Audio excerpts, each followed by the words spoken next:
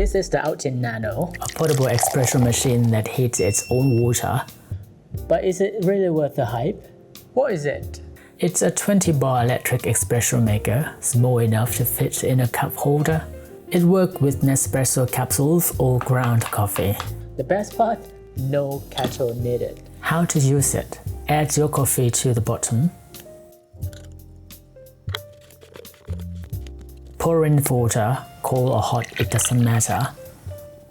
Hold the bottom for 2 seconds to start the heating. In about 3 to 4 minutes, you'll get a rich espresso shot with a thick layer of crema. Our personal thought and verdict. Here's my wife's take.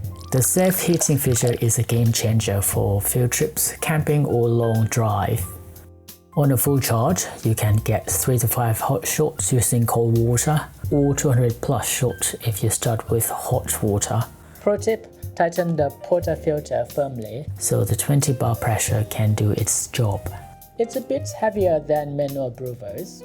But the one button convenience is hard to beat. Sadly, after less than a year of use, It stopped working. When plugged in, it beeps and shows the charging light.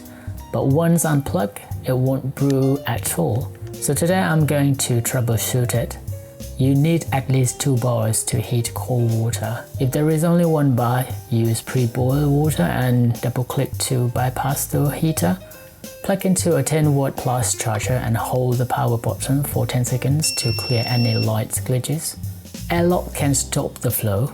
Fill the tank with hot water and double-click no coffee to get the water moving.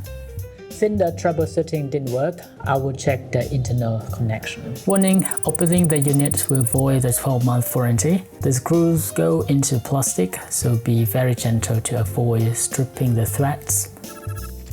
Peel back the 4 stickers on the bottom and remove the hidden screws.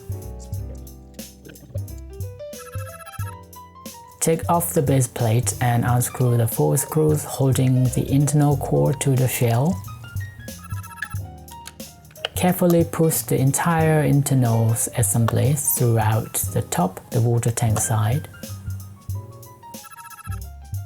As you slide it out, a small white plastic piece, the bottom actuator, may fall out. This sits between the rubber outer bottom and the switch on the circuit board. Don't lose it.